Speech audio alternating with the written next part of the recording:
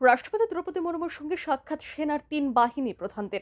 সঙ্গে ছিলেন chief of defence staff general Anil Chauhan. Operation Sindoor নিয়ে তার রাষ্ট্রপতিকে যাবতীয় আপডেট জানিয়েছেন।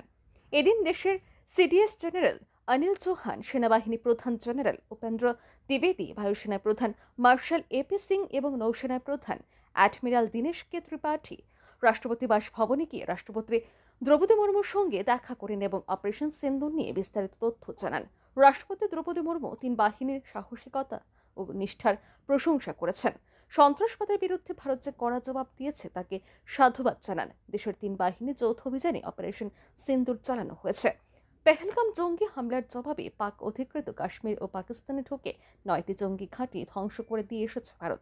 এর মধ্যে জৈশ-ই মোহাম্মদের যেমন ঘাঁটি রয়েছে, তেমনি লস্কর-ই তৈবার প্রশিক্ষণ কেন্দ্র রয়েছে। ভারতের এই সফল অভিযানের পর পাকিস্তান কিভাবে ভারতের নানা সীমান্তে হামলা চালিয়েছে এবং সেনা কিভাবে প্রত্যাঘাত করেছে তা নিয়েও রাষ্ট্রপতিকে জানান ৩ সেনার প্রধান। প্রসঙ্গত, এত বড় অভিযানের পর দেশের নিরাপত্তা সংক্রান্ত বিস্তারিত তথ্য জানানোর জন্য এই সাক্ষাৎ। প্রতিদিনই প্রধানমন্ত্রী নরেন্দ্র মোদী এবং প্রতিরক্ষামন্ত্রী রাজনাথ সিং এর সঙ্গেও সাক্ষাৎ করে অপারেশন সিন্দুর নিয়ে যাবতীয় আপডেট দিয়েছেন ৩ বাহিনীর প্রধান।